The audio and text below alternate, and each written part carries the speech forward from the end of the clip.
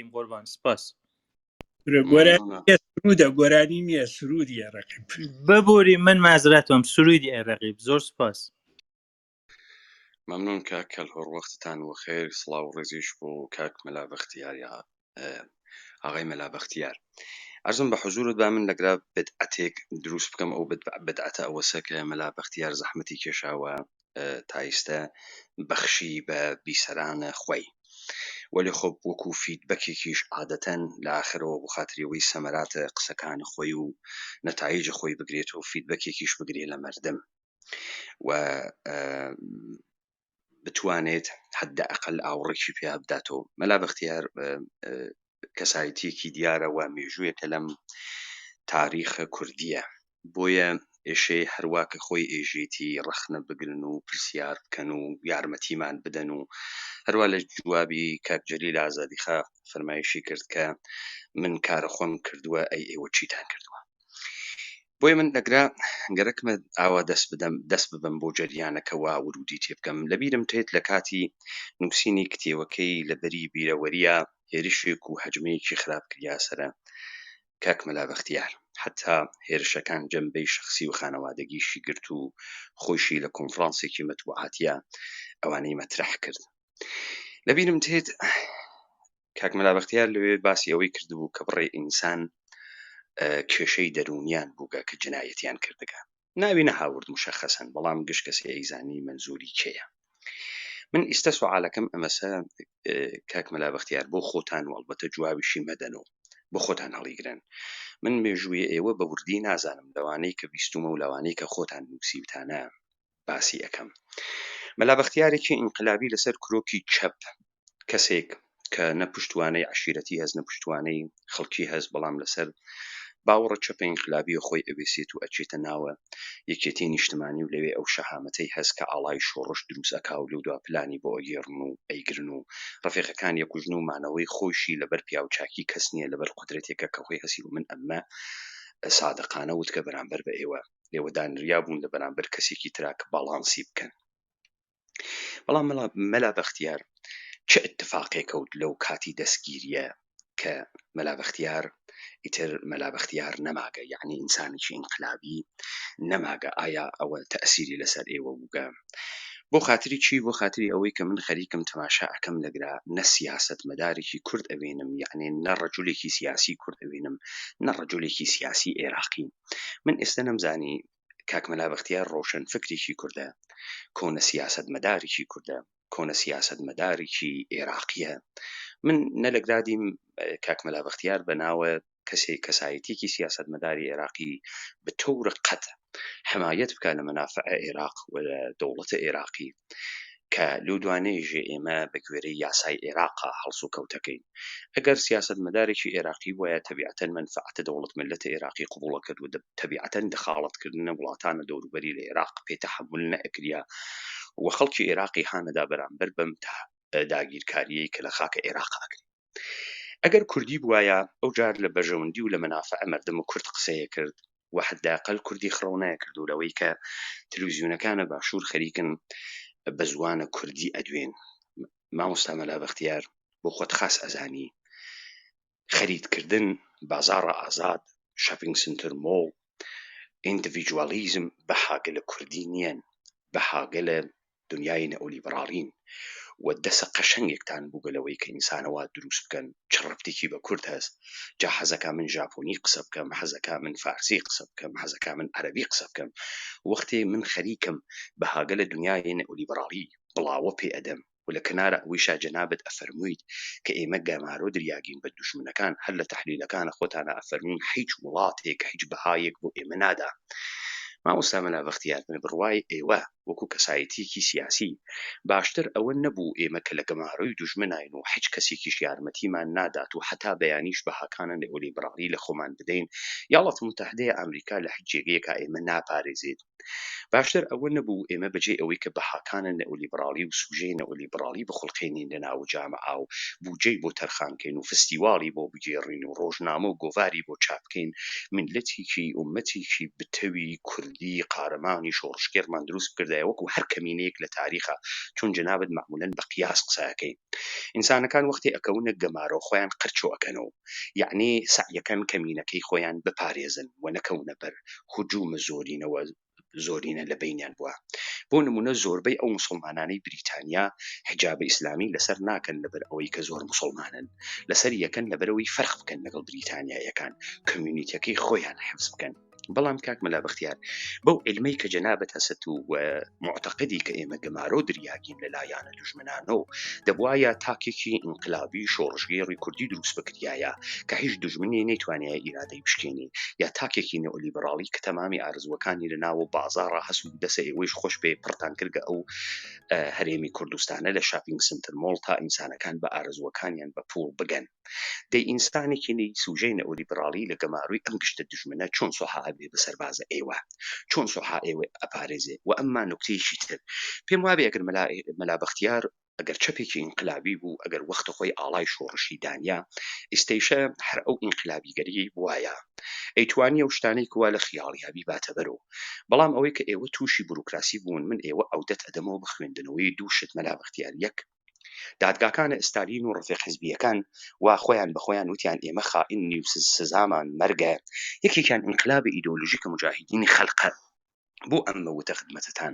بۆ خاتریەوەی بزانن مەلا بەختیار لە پێگەی ئینقلابیە کە داعش شاخ و ئەسڵحەی گرتە دەست و ئاڵای شۆڕشی بوێرانە دروستکرد نەماگە بەڵکو تەبدیل بووگە بە کەسێکی حاکم و لە موقعیەتە حاکم و قسەکە لە پێگەی حاکم و قسەکە لە پێگەی مردم و لە پێگەی کورد و قسە ناکە مەمنون کاک کەلۆڕ من سوالم نەبوو من وتم با مەلا بەختیار دەسە خاڵی نەڕوا سوحتا ئێستا خەریکە ئەبەخشێت منیش بتوانم وەکو مردم لە پێگەی مردم و هەندێ نوکتە تەزەکر بدەم کە ئیمکانی هەست بە دەردیان بخوات دەستان خۆش بێ کاک کەلۆڕ مەمنون خواهشکەم زۆر سپاست کەم دەست خۆش مەمنونم ئەگەر کاک بەختیار زەحمەت بکیشێت وتاری خۆیان پێشکەشکەن و دوایی بە سرودی ئێڕەقیب بەرنامەکە تەواوکەین زۆر سپاس کاکە حەیدەری بەڕاستی قسەکانتم پێ خۆش بوو بڕواتە بێت لە 190 قسەکانت ڕخنە بوو وەڵام بەڕاستی ڕخنەکە ئاسوودەمەکان نەک پێ هەڵدانەکە لە بری بیرەوەریەوە تێم قسەی تیاکەم کە باست کرد من یەک خەفەتە خۆم بۆ کتێبی لە بری بیرەوەری ئەوش ئەوەیە زیاترم نەنووسی کەمم نووسیوە ئەترسم فریانەکەم یاداشتەکانی خۆم بنووسم بۆیە زۆرتر بنووسم نەک ئەو هێرشە بێلەزەتانی کە کرانە سەرم پاشگەزی نەکردومەتەوە بەڵکو خراپم کرد کە زیاترم نەنووسیوە ئەمە یەک پاشان فەرمووی یەکێتی نیشتیمانی کوردستان پڕی لەسەرکردە بوو بەشێکیان نووسەرن گۆڕانی سەرکردایەتی کلاسیکی لەگەڵ ئێمە زۆر بوو فەرموبایەکێکیان کتێبێکم لەسەر بنووسێ بڵە قسەکانی مەلا بەختیار لە بری بیرۆری وانە بوو بەڵگە بێننەوە بەڵگە کە قسەکانم وانە بووە من ئەوەی پێمە زۆر زیاترە لەوەی وتومە ئەوەی ئەینووسم زۆر زیاترە لەوەی کە نووسیومە زۆر زیاترە و من ئەو کەسە نیم ئەی بۆ عاری مێژوو بداپۆشم و ئەو کەسەش نیم ئێستا پاساو بۆ هەڵەکانی حکوومەتەکەم و حزبەکەشم بێنم ئەو کەسە نیم و نابم هەرگیز نابم نەک جارێ دەیان جار گورگم دیوە و نەترساوم لەبەرەوە نە هەڕەشەی ئەموو ئەو ئەترسم و ناش هیچ هەڕەشەیەک پەکی پرۆژێ ئایندەمەخە ئەبەدەن ئەمە یەک بەنسبەت بیرەوەری یعنی ئەخلاق بگاتەوەی باسی ئەخلاقی ژنم بکەن تەلەفۆنی ژنم بڵاو بکەنەوە ئیتر ئەم جۆرە کەسانە یەک دڵۆب شەرەفی سیاسیان هەیە یەک دڵۆب شەرەفی سیاسیان هەیە تا پێودانیشێک دیالۆگیان لەگەڵا بکە گیران و نەماگە بابە ئەمانە کە منیان گرت وتبوویان ئێمە نایکوژین بەڵام لە ڕووی سیاسی وەریکوژین ئەوە قسەی کاکنۆشروان بووە من پێما بە تا ئێستا لە ڕووی سیاسیەوە لە سەنگەرەکانی پێشەوەم ئەوەی کە 100 پرسیاری لەسەر کاکنۆشروانە من نیم ئەوەی کە 100 ڕخنەی لەسەر کاکنۆشروانە من نیم ئەوەی کە نەدەبوو بیکا کاکنۆشروان کردی من نەم کردووە ئەوتە تا ئەم دقیقەیە من بەرگری لە دیموکراسیەکەم ڕخنە ئەگرم ڕۆشنگەرم لایەنگری ژنم ئازادی خوازم مەدەنیم سیکولارستم و بە هیچ شێوێکیش لە جەوهری چەپوازم نهێناوە بە هیچ شێوەیەک نەک نەیانتوانی من لە ڕووی سیاسیەوە بکوژن بەگرۆر لە ڕووی سیاسیەوە منیان قاڵ و قوڵتر کرد منیان قاڵ و قوڵتر کرد و داشتی سیاسەتی من لە مێژووە زاڵە یعنی من شانازیەکەم بەوەی بە قسەی سەرکردایەتی خۆمم نەکردووە شوعەکانم نەکوشت من شانازیەکەم بەوەی کە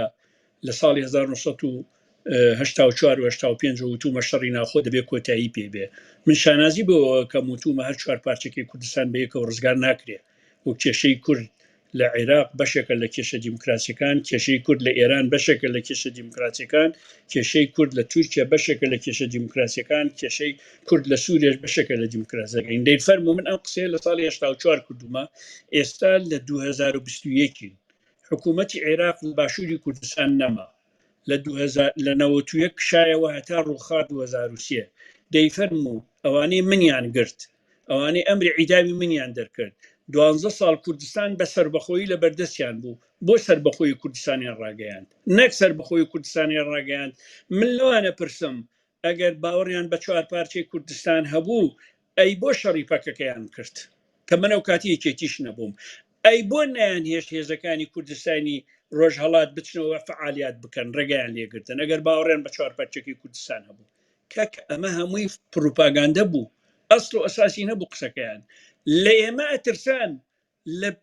تێزە ئایدۆلۆژیەکانی ئێمە ئەترسان لە کەسایەتیشمان ئەترسان نەیانەتوانی ململانەیەکی شارستانی و چارەکە دیموکراسیشمان لەگەڵ بکەن هێزی عسکەریان بەکارهێنا بەرامبەر بێمە ئێمە هیچ بەڕامێکی عسکەریمان نەبوو ئەوە درۆیەکی شاغدار بوو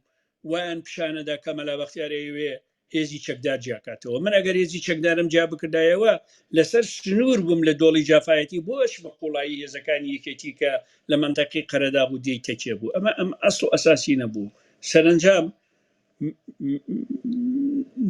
وەکو خۆ دوتت کاکە حەیدەری گیران و نەماگە من ماگم ئەوەتە ماگم تەمەنیش باقی بێ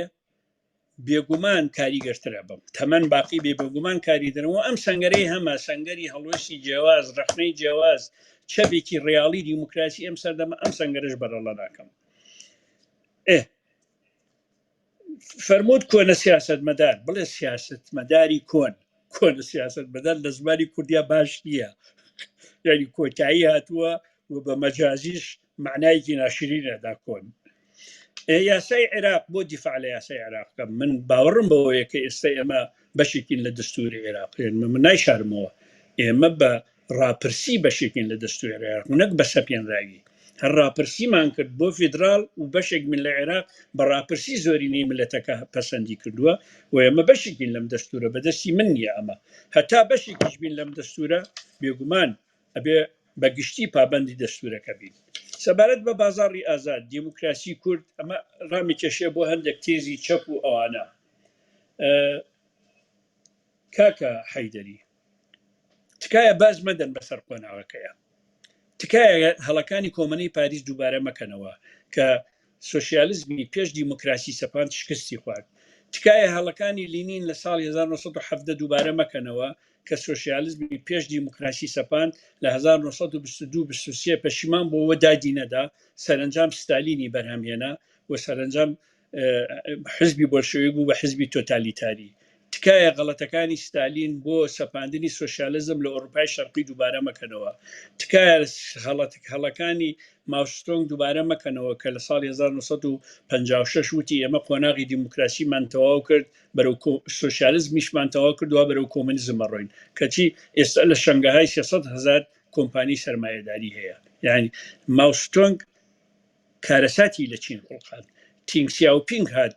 ڕوتەکەی گۆڕی ئەگینا چین هەر لە برسێتیە زیاتر لە 30 ملیۆن کەسیان مرد تووشی قات و قڕی بوون چین بەو هەڵانەی ماوستۆن کردی و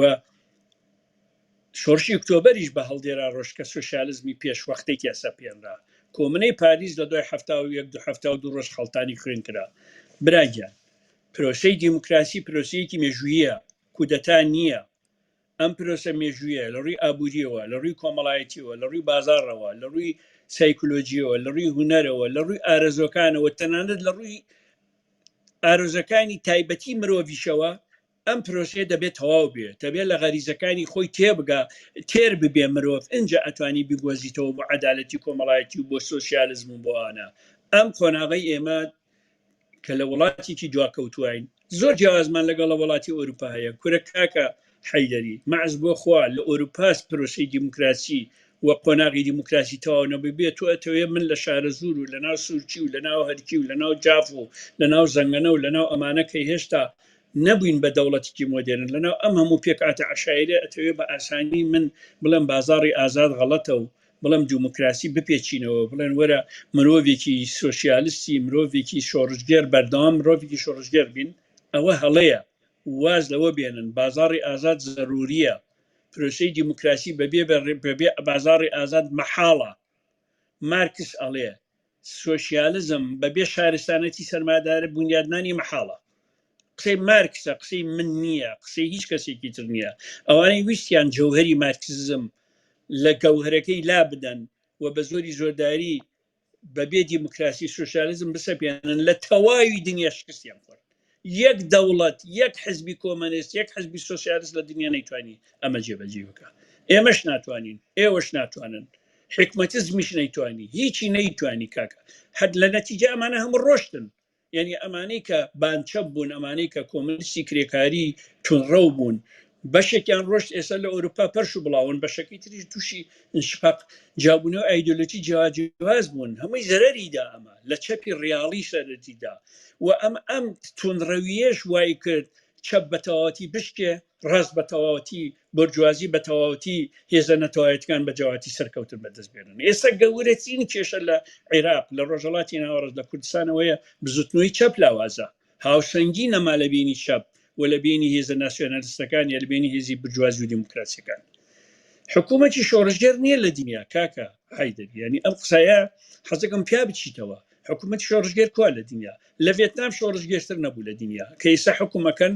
حکوومەتێکی سەرمایه‌داری دەوڵەتیان دروست کردووە حکوومەتی شۆڕژگەر نین لەکوێی دنیا پشتیوانی شۆڕشەکانەکەن ڤێتنامیەکان کوبا شۆڕژگەر بوو و لە جیڤارە و کاسترۆ شۆڕژگەرتر نەبوو ئەو سەردەما ئێستا لەکوێ پشتیوانی شۆڕژگەرەکانی دنیاکەن لەکوێ لاوس لەکوێ پشتیوانی شۆڕژگەرەکانی دنیاکە کەمبۆدیا لەکوێش پشتیوانی شۆڕژگەرەکانی دنیا بە کۆریا لە باتی حکوومەتی شۆڕژگەر بۆ بە حکوومەتی وراسی باوک بۆ کوڕ و کوڕ بۆ کوڕەزا و ئانە بەردەوامە بێ لەکوێ یەکێتی سۆڤێت لەکوێ ماوە چین لەکوێ ماوە ئەمە لەکوێ ئەم شتانایە حکوومەتی شۆڕژگەر کاکە شۆڕژگەری بۆ ئۆپۆزیسیۆنە شۆڕژگەری بۆ حکومڕانی نییە هەموو ئەوانەی ویستیان لە حکومڕانی شۆڕژگەر بن یا شوکان ڕوخان یان بایان داوەتەوە بۆ ئەوی واقعی بڕیاڵی بن لەبەرەوە براگەن ئەوە هەڵەیە کاکە من ئێستا لە ئاخر قسەشم ئەوەیە من ئێستا لە 30 ساڵی ڕابردوو هیچ پۆستێکی حکوومەتیم نەگردۆ دەدەست و پێشم وتراوە بۆ ئاگاداریتان هیچ قۆناغێک لە سەردەمی هیچ حکوومەتێکە ئامادە نەبوو هیچ پۆستێکی حکوومەت وەربگرم ئەبەدەن وەربگرم بەڵام ئێستا کە قسەت لەگەڵاکەم ئێستا کە ڕخنم زۆر زۆرە ئێستا کە لە ناوەندی دەسەڵاتیشان نەماوم ئێستا لە هەر شوێنێکی ئەم چواردەورەی ئێمە پەلاماری ئەم حکوومەتە کوردستانە بدرێ من پێشمەرگەی سەنگەرەکانی پێشەوە بووم بۆ بەرگریکردنێکی بابەتیانی من لە دوای 200 ساڵ ئەمەمان هەیە ئەمە لە ناو ببرێ ڕێگە بدەین لە ناو ببرێ یا خۆمان لە ناوی ببین یا ئەگەر داگیرکەر هات بڵێ با بەوەڵام ڕخنەمە یا قیروسیا لە ناوی بەرن وەڵڵا قەت قیروسیا ناکەم خوێنی خۆم ڕێژم نایڵم لە ناوی بەرەنەوەی پێم بکرێ لەبەرەوە پارێزنی حکوومەت شتێکە و مەسلەی حاکمیت شتێکی ترە من حاکم نیم دیفاعیش لە حکومڕانی خراب ناکەم بەڵام ئەم حکوومەتە وەکو قوارەیەک بۆ نەتەوەی کورد بۆ باشووری کوردستان